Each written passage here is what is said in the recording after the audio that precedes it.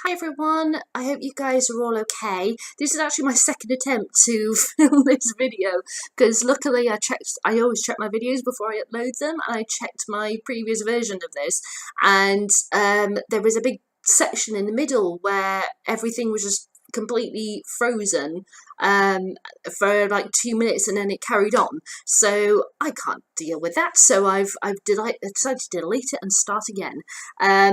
But yes, so enough about that.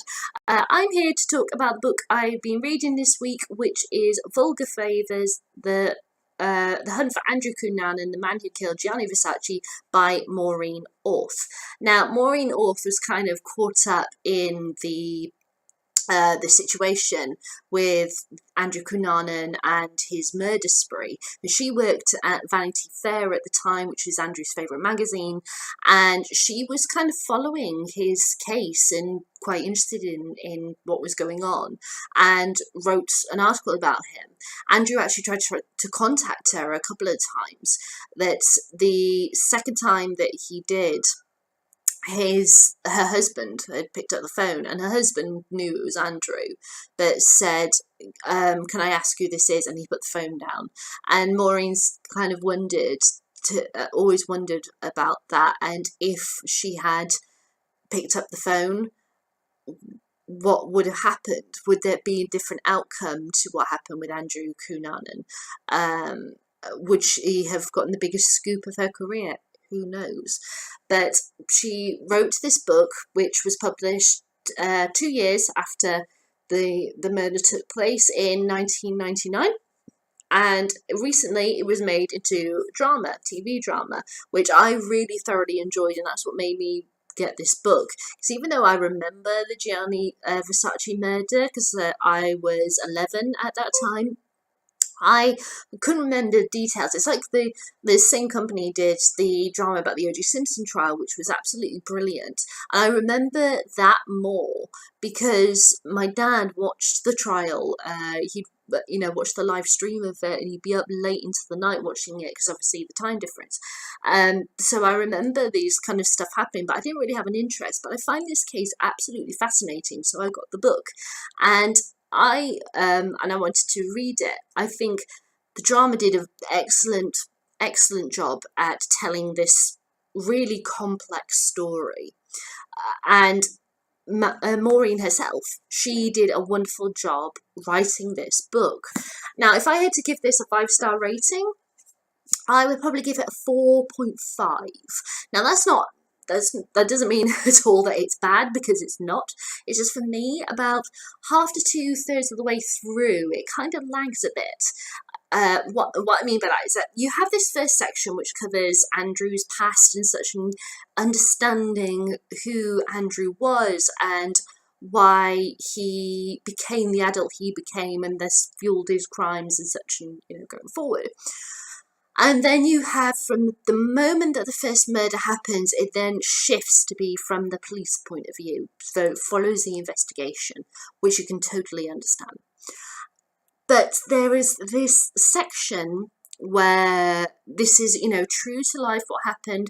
These conversations are going back and forth between the FBI to various police departments in various jurisdictions and such. But it's a lot of conversation went there, then it went there, and then it went there, and then it went there, and it's kind of, I felt that it was too much of that section. But I totally get she has to explain that this is what happened and everything. Not I'm saying that true life was kind of boring in that part, because it wasn't. What they were talking about, what they thought was happening with these people, these poor victims of Andrew Cunanan's killing spree, was very interesting to read about. But it was just, back and forth and back and forth and back and forth. But you also needed to understand why this back and forth, until they got, the light bulb went off in their head that this is this guy who's killed these various people, meant that there was a time gap in which Andrew was able to get away, and so he was able to get to South Beach, which is where Gianni Versace lived, and he killed Gianni Versace. So you needed that time lapse to understand the gap of time that Andrew had to get away, but then at the same time I kind of felt like you could have done all of that 30 odd pages, maybe, or maybe more, in probably about 10, for me personally. So it hasn't dampened my thoughts on this book, because I really enjoyed reading it. I just kind of felt like that kind of section, it could have been edited to be shorter for my own personal preference. Now, when it comes to Andrew himself, I really, as I said, I really respect that she spent the first section talking about Andrew's past and everything, and then from that point on, it's all about the investigation and how the police handled this situation. And of course, it's known as the biggest manhunt that turned out to be not successful at all. I believe he was entirely enabled by his parents. He was just like his dad. He was very narcissistic, and he always, because of issues with his broken home and stuff like that, I think that fueled his fire to make claims that he was better than he was, that he knew all of these people, that he did this, that, and the other. And then going forward, obviously, that meant that he needed to prove himself, and he needed to prove how great a man he was, kind of a great person he was. And somewhere in his psyche, that meant he had to kill Gianni Versace. And he succeeded in that, but I think the thing about Andrew, and even after the murder took place, he very much was in hiding and such, and he realised, I think, that he'd done wrong, that that wasn't the right thing for him to have done, and that's not the way to get his name out there. But what is the ironic thing is that because Andrew killed himself before the police got to him, it meant that his name will never be forgotten. So we always will know the name Andrew Cunanan. And that's just great. So the thing that he dreamt of, to be this star, for everybody to know his name, is true. But sadly, it's linked to murder. It's that, oh God, it's such an intriguing case. So I'm not surprised that Maureen wanted to write about it at all. The Versace family were very negative about this book because of things that she revealed, such as Gianni's HIV status and such, and they were very negative about the drama as well. But to give you I've got a couple of pages here that I just want to do quick readings from, about the power of Maureen's writing. She's very, very good in her setting scenes and such. She's wonderful. Now this first one is a paragraph about Versace's death. So this is a bit graphic, just so you know, not too graphic compared to other parts of the book, because some of the crime scenes and such, the horrific manner was really quite disturbing to read, but you know, it's what it was. So this is not as disturbing, but just so you know, this has got a bit of graphic nature to it. So it's just one paragraph, and it makes a reference to Jeff Trails, just so you know. With this, Jeff was the first victim, Andrew's first victim. So here we go. Versace lost consciousness instantly, his brain dead, although his heart continued to flutter and was kept beating by the paramedics who rushed him to Jackson Memorial Hospital in Miami. Andrew had come up from behind, holding Jeff Trails' 40 caliber Taurus semi-automatic straight out in front of him, pointing the long barrel at Versace's neck right behind his left ear and cheek. The first bullet cracked the base of Versace's brain, fractured his skull, and teared the upper part of his spinal cord and neck. Andrew was so close to his target that the bullet produced a stripping effect, a tattoo of burnt gunpowder the size of $50 on Versace's neck. When the higher performance gold and saber bullet left the barrel of the gun, the force expanded the top of the slug, so when it hit Versace, the entry wound was far larger than a normal bullet would have made. The bullet flew out of Versace's neck and hit one of the metal railings on the gate. The bullet then broke apart, and flying metal particles hit a mooring dove in the eye. The bird died instantly and was found lying on its back in front of the mansion.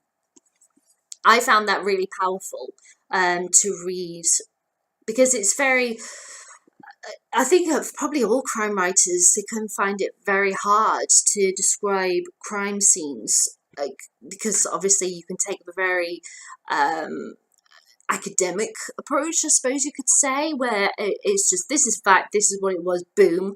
Or you have authors who take a more sensitive approach to it. And Maureen is a more sensitive approach to it, even though she does give you detail like that. And everything. She explains how the bullet passed through him and everything, and it is quite graphic. She does explain, you know, he was brain dead straight. He wouldn't have felt too much, or you know, or not anything at all. Or at least you really hope so. And she's like that with the other murders as well. She's very sensitive to the reader and such, and I think also for herself. So it's not just for us she's being sensitive to, it is for herself. But she also has this wonderful way, as I said, of setting scenes, not just dark scenes, but the way she describes Versace's house is wonderful. And I was beaming reading this, and I want to read that one as well. So it's a page, but it's quite a fast page. So Versace's residence, the Casa Casuarina, named after the only tree on the property at 116 Ocean Drive, not only saved the oceanfront from becoming another Boorman Street, but also stood as a testament to another form of gay abandon. In 1992, Versace bought the old Amsterdam Palace, a run-down apartment building that had once been a grand Mediterranean villa. It had been built in 1930 to resemble the house of the Dominican Republic of Christopher Columbus's son Diego, for the grandson of Treasurer of Standard Oil, Alden Freeman.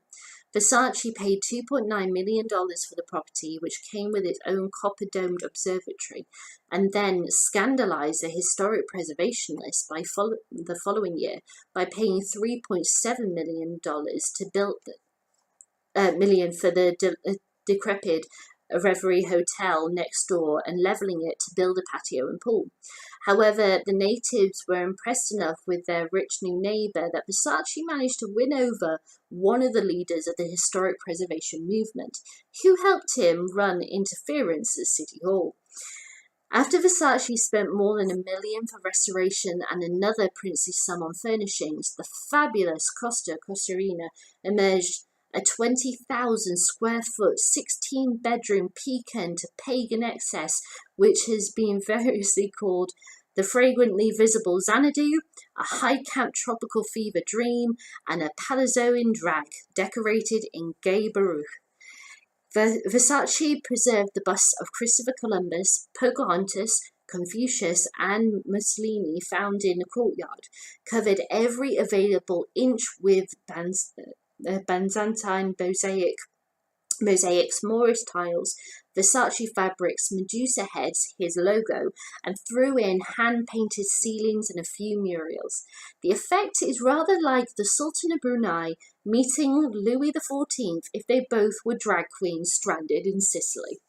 I absolutely love that. That had been beaming.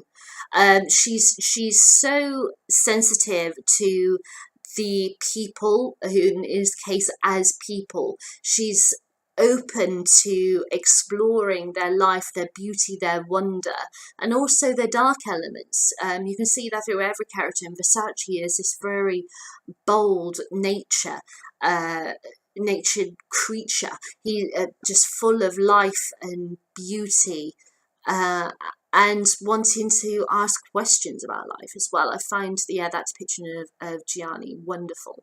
And with Andrew, she's quite sensitive to Andrew as well, because she not only looks at his dark side and everything and his negative things about his personality by talking to his friends and such.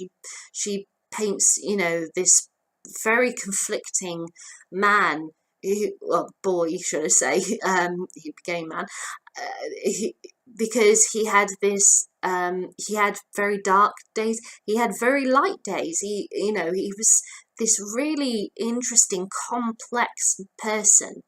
Uh, and she doesn't just think badly on them. Some characters she does paint more badly than others, like his dad. She tries to be as open and positive about him as possible, but there is a limit. Uh, and very sadly, the meeting with his mum at the very beginning of the book is very sad as well. That she's trying to find this light within this woman, but this woman is very shut off. There's a wall between them, and that's not a wall of negativity that his mum has created. There's a mental health issue in there as well, that's kind of putting up that wall. And yeah, she's trying to break it down, but she finds that she can't, so she just has to deal with it and move on. It's very interesting that she would write that. So overall, I would give this book, because of the issue that I had with the middle section, I give it a 4.5 out of 5. I would definitely recommend it to people. If Maureen wrote any other books, I'd be interested in her works, and it's definitely made me notice more details of the Gianni Versace drama, how well constructed it was, and Darren Criss was absolutely phenomenal as Andrew, and oh gosh, I can't remember the actor who played Gianni Versace in it, but he was absolutely amazing too. I'll put a link to the trailer in the description of this video. But yeah, but that's all I can think of to say about Vulgar Favours by Maureen North. If any of you guys read this book, I'd love to know what you think.